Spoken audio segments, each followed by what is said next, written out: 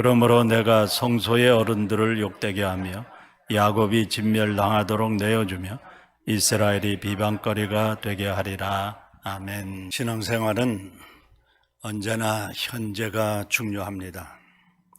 그러나 많은 사람들이 과거에 신앙생활 했던 것에 집착을 하고 자랑하는 사람들도 있습니다.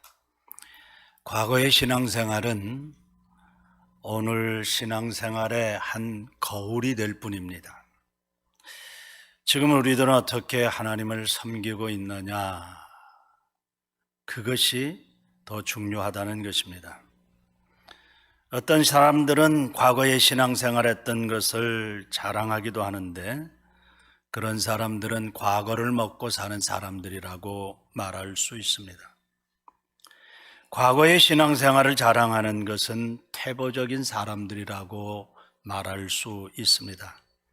내가 과거에 이렇게 신앙생활했는데, 과거에 내가 이렇게 봉사했는데 말하는 사람들을 대개 보게 되면 지금 신앙생활하고 있는 모습들이 신통치 않은 것을 보게 됩니다. 지금 내가 어떻게 주님을 섬기고 있으며 지금 어떻게 내가 성도들을 섬기고 있는가, 지금 내가 어떻게 신앙생활하고 있는가가 우리에게서는 굉장히 중요한 것입니다. 오늘 우리가 읽은 본문의 내용에 시간이 좀 바뀌어졌습니다. 이사야 선지자는 43장 1절에서 21절까지는 앞으로 이루어질 일들에 대한 예언에 대해서 이야기를 했습니다. 약 100년에서 150년 후에 되어질 일들입니다. 그런데 22절부터는 지금 이스라엘 백성들이, 정확하게 얘기하면 유다 백성들이 어떻게 신앙생활을 하고 있느냐에 대해서 말하고 있는 것입니다. 오늘 이사야 선지자는 그들의 신앙생활을 이렇게 표현하고 있는데 하나님을 잘 섬기지 못하고 있다. 그것이 그들의 신앙의 현 주소라는 것입니다. 그것이 22절에서 24절에 나오는 말씀입니다. 다시 한번 잘 보세요. 그러나 야곱아 너는 나를 부르지 아니하였고 이스라엘아 너는 나를 괴롭게 여겼으며 내 번제의 양을 내게로 가져오지 아니하였고 내 제물로 나를 공경하지 아니하였느니라. 나는 제물로 말미암아 너를 수고롭게 하지 아니하였고 유황으로 말미암아 너를 괴롭게 하지 아니하였거늘 너는 나를 위하여 돈으로 향품을 사지 아니하며 희생의 기름으로 나를 흡족하게 하지 아니하고 내 죄짐으로 나를 수고롭게 하며 내 죄악으로 나를 괴롭게 하였느니라. 이것이 지금 이스라엘 백성들이 신앙생활하고 있는 모습이다 하는 것입니다. 그러니까 이 말을 한마디로 표현하면 하나님께 예배드리는 일에 실패했다, 그런 말. 하나님은 이스라엘 백성들을 너는 나를 예배하는 백성으로, 너는 나를 찬송하는 백성으로 지었다고 했는데 하나님 앞에 찬송하며 기도하며 헌금하며 예배드리는 일에 실패했다라고 이사야 선지자가 말하는 것입니다. 그들은 하나님께 기도하지 않았습니다. 야곱아 너는 나를 부르지 아니하였고, 야곱은 이스라엘의 또 다른 이름이죠. 이스라엘아 너는 나를 괴롭게 여겼으며, 저들이 하나님 앞에 기도하는 것을 괴롭게 여겼다. 저들이 하나님 앞에 찬송하는 것을 괴롭게 여겼다. 저들이 하나님께 예배하는 것이 지겹다, 그런 말이에요. 괴로운 거예요, 저들의 삶. 그러니까 매일 하나님과 교제하며 대화하며 살아가야 할 백성들이 하나님을 부르지 않았다는 것은 그들의 마음 상태가 얼마나 하나님과 멀리 떨어져 있나 하는 것을 보여주는 것입니다. 하나님께 기도하지 않는, 마음의 상태가 멀리 가버린 이스라엘의 모습을 지금 이야기하고 있다 하는 것입니다. 우리가 신앙생활을 하면서 대부분이 체험하겠지만 하나님 앞에 우리가 기도하지 아니하면 그 사람은 영적으로 메말라집니다. 별 수 없어요. 우리가 기도하지 아니하면 영적으로 가난하게 됩니다. 하나님의 말씀을 보지 못하고 듣지 못합니다. 신앙의 슬럼프에 빠지게 됩니다. 그러니까 이게 이 상관관계가 있어요. 우리가 신앙의 슬럼프에 빠지면 하나님을 찾지 않습니다. 하나님을 부르지 않는 사람은 신앙의 슬럼프에 빠져 있는 사람입니다. 하나님을 부르지 않고 찾지 않는 이유가 다양하겠지만 그것을 그냥 딱 한마디로 표현하면 세상적인 정욕 때문일 것입니다. 우리가 하나님을 예배하고 하나님께 기도하는 것을 지겹다고 그런 생각이 드는 것을 아마 곰곰이 자신이 생각해 보면 너무 세상적인 정욕이 많아서 강해서 하나님께 기도하는 것을 싫어하는 거, 하나님께 예배하는 것을 싫어하는 것. 이 말을 다른 말로 표현하면 세상과 벗하며 살아간다, 그렇게 표현할 수 있을 거예요. 성경은 세상과 벗하며 살아가는 사람들을 정욕적인 모습으로 표현하기도 하니까. 그러니까 우리가 세상과 친구하고 살면 하나님을 찾는 대신에 세상의 것들을 찾는다, 그런 말이에요. 그건 어쩔 수가 없어요. 내가 세상과 벗하고 사니까 내 관심이 전부 다 세상적인 것들을 추구하게 되어 있다, 그런 말이에요. 그래서 성경은 세상과 벗하고 사는 사람들을 간음하는 자라, 영적으로 간음하는 자다, 그렇게 표현하고 있어요. 아버지와 아들과의 관계가 원만한 관계라면 늘 대화가 오고 가야 합니다. 아들이 아버지를 부르는 것은 너무나 당연한 일이죠. 아들이 아버지를 찾지 아니하면 아들이 서운해야 될 텐데 요새는 오히려 아버지가 서운해합니다. 1년이 가도록 한 번도 찾아오지 않는 그 아들을 보면서 아버지가 오히려 더 괴로워해요. 아들이 괴로워해야 하는데, 아들이 더 아쉬워해야 되는데 오히려 아버지가 더 괴로워하는 시대가 되어버렸다, 그런 말. 아버지는 아들을 괴롭게 하지 않았는데 아들이 늘 아버지를 괴롭게 하는 행동의 모습이다, 그런 말이죠. 그러니까 아버지를 괴롭게 하는 아들의 행동은 한마디로 이야기해서 효자 아들은 아니죠. 어떻게 보면 페류나라고 볼 수 있어요. 아버지를 괴롭게 하는 아들이 어디 있어요? 그런 아들을 어떻게 아들이라고, 내 아들이라고 그렇게 이야기하겠어요? 지금 매일 하나님께 예배하며 그분께 기도하고 찬송하고 살아가야 할 백성들이 세상에 취해서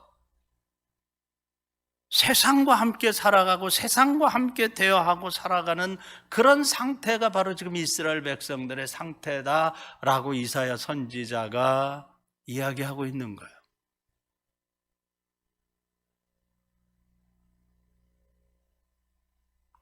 이게 꼭 이스라엘 백성들만의 상태일까? 신앙의 모습일까?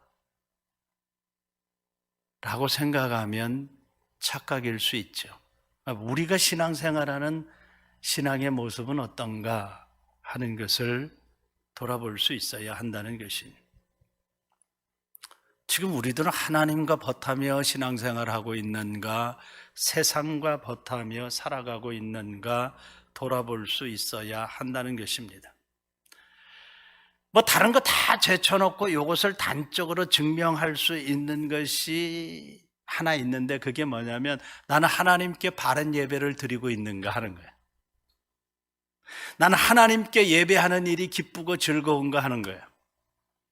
만일 하나님께 예배드리는 일이 지겹고 하나님께 예배드리는 일이 괴롭다, 그러면 그 사람은 하나님과 멀리 떨어져 있는 사람이에요.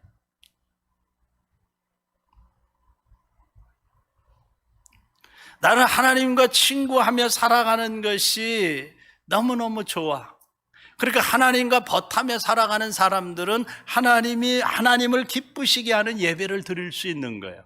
뭐 다른 거 다 제쳐놓고 우리가 예배 드리는 것 하나, 야 너는 나를 위하여 예배드리고 찬송을 드릴 그런 자녀로, 그런 백성으로 내가 너를 구원해냈어, 너를 선택했어, 너를 불렀어, 그렇게 하나님이 말씀하시니까 우리가 예배드리는 그 모습 하나만 딱 보면 이 사람이 지금 하나님과 벗하며 신앙생활하고 있는지 세상과 벗하며 신앙생활하고 있는지 알 수 있다, 그런 말. 그런데 이스라엘 백성들은 하나님을 부르지 않았다라고 지금 이야기하고 있는 거예요.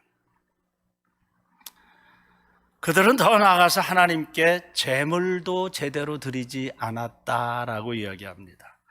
내 번제 양을 내게로 가져오지 아니하였고 내 제물로 나를 공경치 아니하였느니라.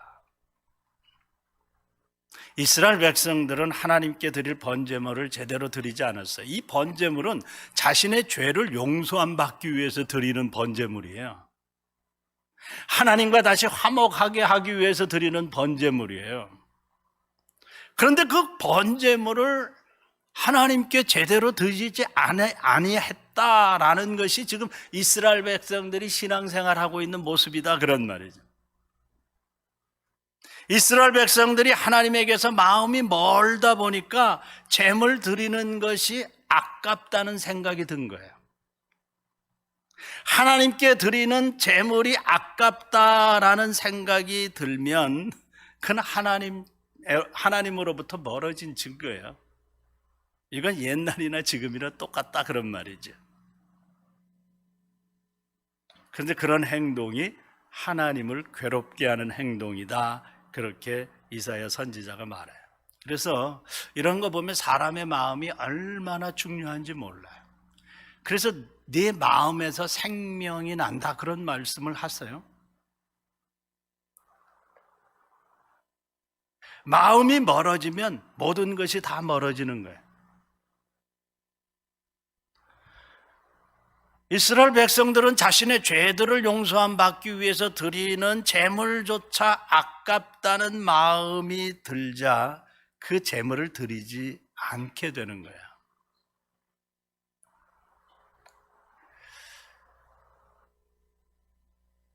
지금 이 배경은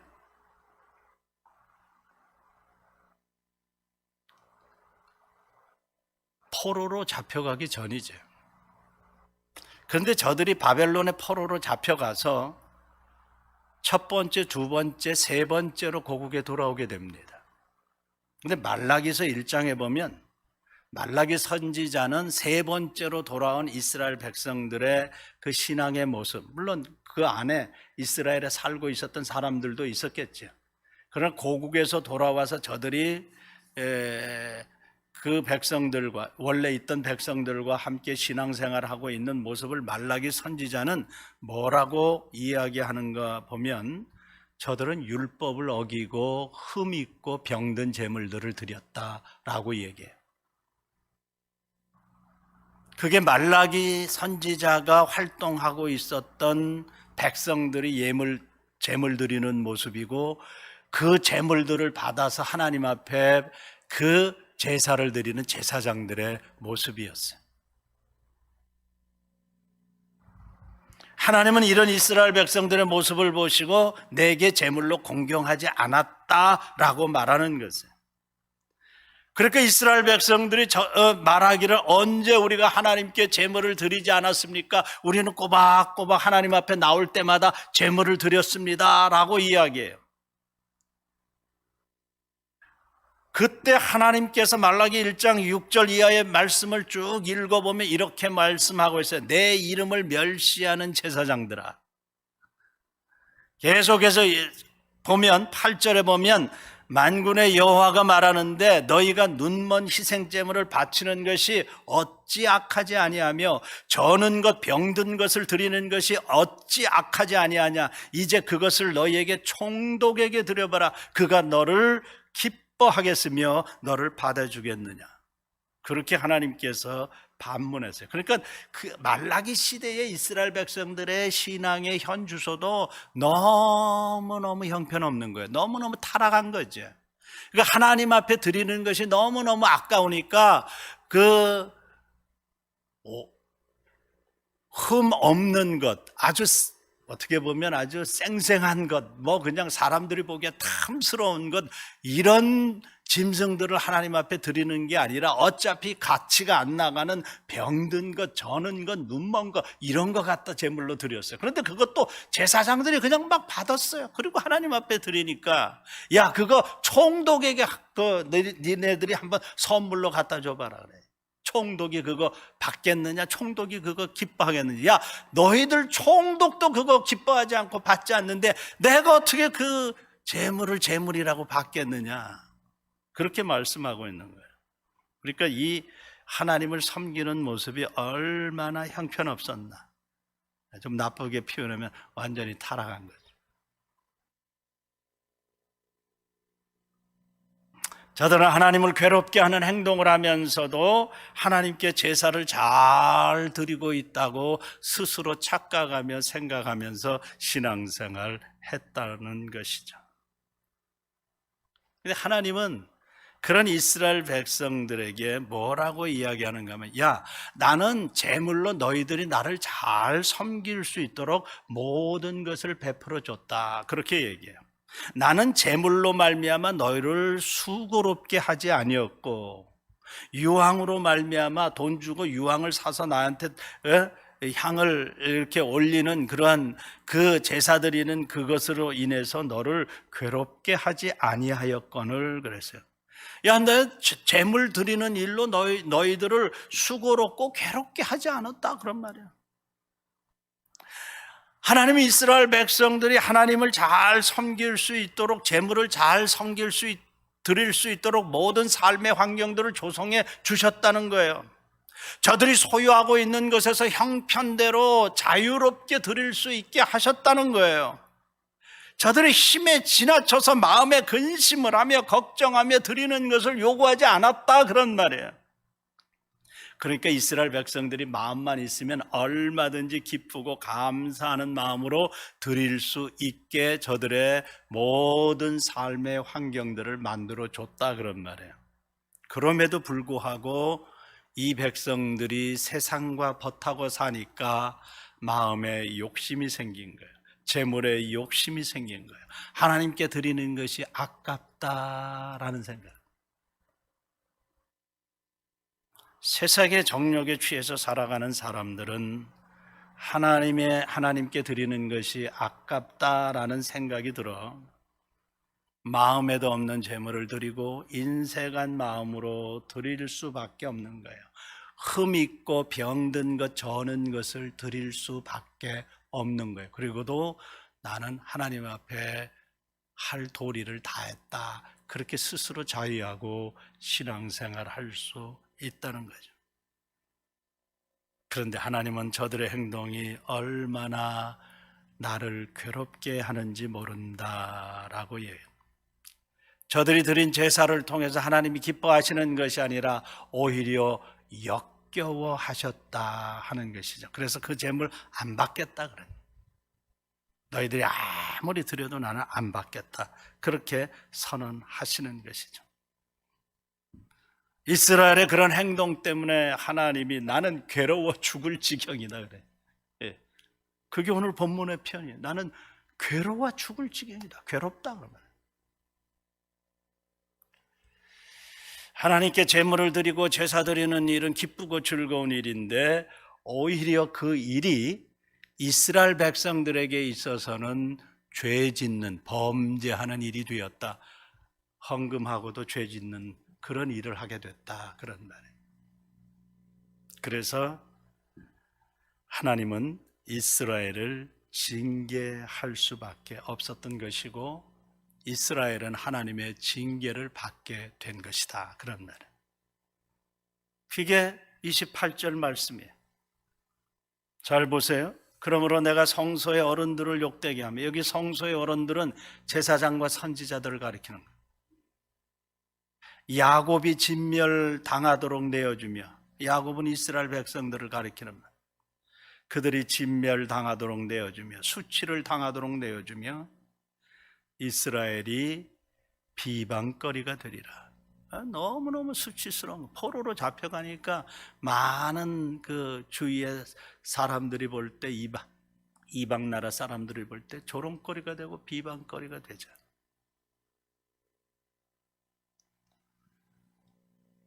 하나님이 예언한 대로 북쪽 이스라엘은 주전 722년에 아수르에 의해서 먼저 멸망되고, 그 후 약 136년 후에 남쪽 유다도 바벨론에 의해서 멸망을 당하게 됩니다.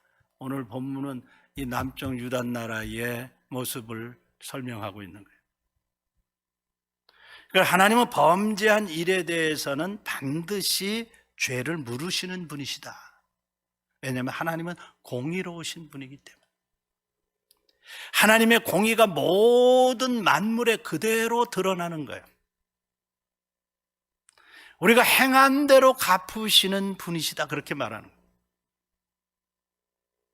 그래서 우리가 하나님이 공의로우시기 때문에 그분을 또한 신뢰하고 의지할 수 있는 거예요.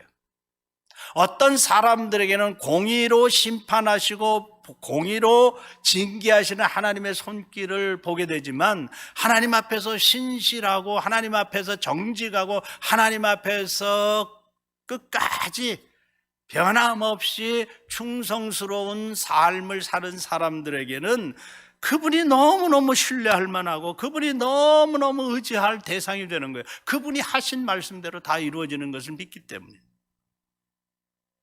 그래서 우리들은 하나님 앞에 범죄하는 일에 대해서 두려움을 가져야 합니다. 하나님은 죄에 대해서는 반드시 벌하시는 분이시기 때문에. 하나님은 그의 백성들에게 말하십니다. 내가 거룩하니 너희들도 거룩하기를 원한다. 너희들은 이 세상 속에 들어가서 제발 좀 구별된 삶을 살기를 원한다. 세상 사람들이 갖고 있는 그 가치관을 갖고 살지 않기를 원한다. 세상 사람들이 말하는 그런 말을 하지 않기를 원한다. 세상 사람들이 생각하는 그 생각을 하지 않기를 원한다. 그런 행동을 하지 않기를 원한다. 그게 구별된 삶, 거룩한 삶이다, 그런 말이에요. 그런 삶을 우리가 살지 못하면 하나님은 징계하시는 거예요. 왜? 우리를 너무나 사랑하시기 때문에. 하나님은 사랑이 많으신 분이세요. 그의 인자하심과 선하심을 베풀기를 원하시는 분이세요. 25절에 그렇게 말씀하고 있어요. 나는 나를 위하여 내 허물을 도말하는 자니 내 죄를 기억하지 아니하리라. 죄는 미워하시지만 죄인들을 용서하시기를 기뻐하시는 분이시다, 그런 말이에요. 이스라엘의 죄는 미워하시지만 이스라엘 백성들을 변치 않고 사랑하시는 분이시다, 그런 말이에요. 왜냐하면 그들은 언약의 백성들이기 때문에. 그들은 하나님의 사랑의 줄에 묶여있는 백성들이기 때문에 그들의 죄는 미워하셔서 징계하시지만 그들은 사랑하신다, 그런 말이에요. 그런데 더 놀라운 것은 하나님은 자신을 위하여 이스라엘 백성들의 죄를 용서하시는 분이시다, 그렇게 이야기를 해요. 나는 나를 위하여 내 허물을 도말하는 자니. 왜냐하면 그들을 통해서 하나님은 예배를 받으시고 경배를 받으셔야 돼요. 그러니까 하나님이 자신을 위해서 네 죄를 용서해 주겠다, 그렇게 얘기해요. 그러면서 하나님께서 말씀하시는 것이 뭐냐면 나와 함께 변론하자, 그렇게. 변론하자 하는 말은 함께 이야기하자는 말이에요. 우리가 서로 변론하자. 내 의로움을 내게 좀 나타내봐라. 그렇게 말하는 거예요. 그렇게 이게 하나님이 얼마나 답답하셨으면, 아쉬운 사람은 이스라엘 백성들인데 하나님이 더 답답하셔서 자신을 위해서 먼저 이스라엘에게 서로 변론하자 그렇게 말해요. 이스라엘 백성들이 이런 말을 먼저 해야 되는데 저들이 얼마나 마음이 지금 무감각한 상태에 있었는가 하면 하나님에게서부터 이런 말이 먼저 나오게 했다 그런 말이죠. 그러니까 영적으로 완전히 타락한 무감각한 백성들이죠. 하나님께서는 마음이 멀어진 백성들을 향해서 끝까지 사랑의 모습을 보여주고 있는 거예요. 하나님의 이 놀라운 사랑 때문에 이스라엘은 구원받게 된 줄로 믿으시기 바랍니다. 저들이 무슨 자격이 있어서 구원받은 거 아니에요. 저들이 무슨 의로운 행위가 있어서 하나님의 사랑의 손길을 받은 게 아니에요. 전적인 하나님의 은혜요 사랑인 줄로 믿으시기 바랍니다. 다른 사람 볼 것도 없지요. 우리가 우리 자신들을 돌아보면 우리는 하나님을 멀리 떠나서 살았던 사람들이에요. 우리의 생각 자체가, 우리의 마음가짐이 하나님을 멀리 떠나 있어요. 어렵고 힘들 때는 하나님을 찾는 것 같은데 하나님이 나의 형편을 부유하게 하시고 풍성하게 하시고 회복하게 하시고 오늘날로 말하면 돈 좀 벌게 하시면 교만한 마음이 들어가서 세상적인 생각으로 쉽게 빠지죠. 하나님 위해서 예배하고 하나님 위해서 찬송하기보다는 세상적인 게 그냥 머리가 빙글빙글 돌아가요. 이것도 사고 저것도 사고 이것도 바꾸고 저것도 바꾸고 저기도 가고 여기도 가고, 그게 우리들의 솔직한 마음이라는 거예요. 우리가 그런 마음 갖고 살지 않습니까? 다른 사람들을 용서하기보다는 자기가 갖고 있는 것 갖고 한번 과시해보고 싶은 마음 우리 다 있잖아요. 그러니까 우리는 아주 조금만 틈만 생기면 세상과 버타며 살고자 하는 마음이 한두 번이 아니에요. 아니, 세상과 버타며 살았던 때가 한두 번이 아니에요. 네. 우리는 마치 탕자처럼 하나님을 멀리 떠난 세상적이요 정욕적인 삶을 살았던 사람들이에요. 그게 우리가 보편적으로 가지고 있는 삶의 가치관이다 그런 말이에요. 이거 어쩔 수 없어요. 물론 좀 다른 분들도 있죠. 근데 우리가 어떻게 분별해요? 그 사람이 말하는 거 보면 알잖아요. 왜냐하면 말이라고 하는 것은 그 사람이 마음에 품은 생각이 나오는 것이니까 그 사람 말하는 거 보면 그 사람이 대충 어떤 생각 갖고 있구나, 하나님을 진정으로 사랑하는지 성도들을 진정으로 사랑하는지 보면 알잖아요. 하는 행동 보면 알잖아요. 그 정도로도 분별이 안 된다면 영적으로 진짜 어린아이죠. 신앙생활 그래도 몇십 년 했다고 하면 그 정도 영적인 분별력은 있잖아요. 내가 그렇게 하지 못해도.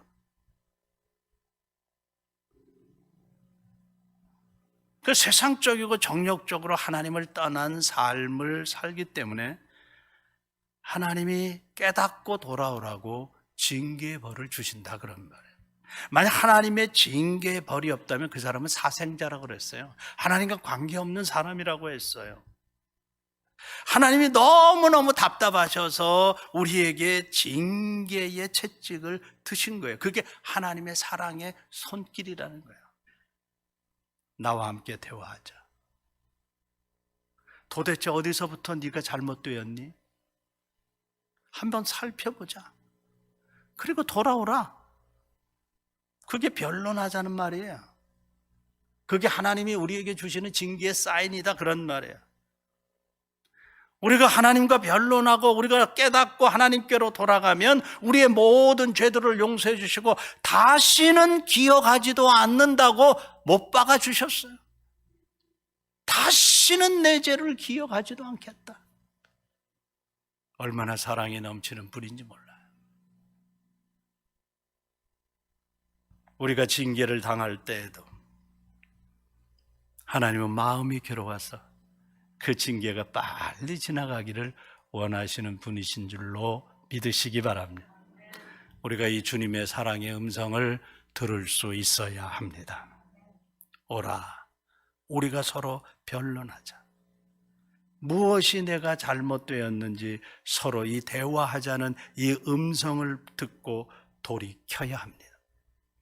그때 주님의 사랑의 놀라운 손길을 체험하게 될 줄로 믿습니다. 우리가 주님의 사랑의 손길을 체험하게 될 때 우리는 다시 주님과 교제 속에서 기쁘고 풍성한 삶을 누리게 될 줄로 믿습니다. 오늘 이 시간 우리를 향한 주님의 사랑의 음성을 듣기를 원합니다. 그리고 나는 현재 어떻게 주님을 섬기고 있는가?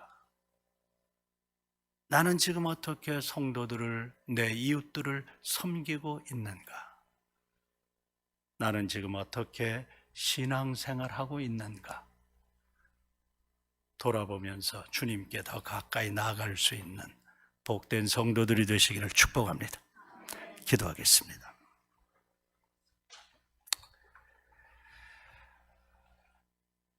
우리의 현재 신앙생활의 모습을 보시고 기쁨을 얻기를 원하시는 주님의 모습을 오늘 이스라엘 백성들의 모습을 통해서 다시 한번 돌이켜 봅니다. 나는 지금 어떻게 주님을 섬기고 있는가? 어떻게 주님을 찬송하고 있는가? 어떻게 주님께 기도하고 있는가? 어떻게 주님을 위하여 매일매일의 삶 속에서 예배하고 있는가? 예배적인 삶을 살고 있는가? 구별된 삶을 살고 있는가? 주님을 기쁘시게 하는 삶을 살고 있는가? 우리 자신을 돌이켜보게 하옵소서. 오라, 우리가 서로 변론하자고 말씀하시는 주님의 음성을 듣고 우리 스스로 이 말씀 앞에 엎드려 주님께 돌아가는 믿음의 성도들이 되게 해 주옵소서. 그때 우리를 향한 놀라운 사랑의 손길을 펴시는 우리의 삶 속에, 우리의 기업 속에, 우리의 학업 속에, 우리의 직장 속에 베푸시는 하나님의 위대한 손길들을 체험케 해 주옵소서. 그리고 더 가까이 주님 앞에 나아가 찬송하며 기도하며 예배하는 믿음의 성도들이 되게 해 주옵소서. 예수님의 이름으로 기도하옵나이다. 아멘.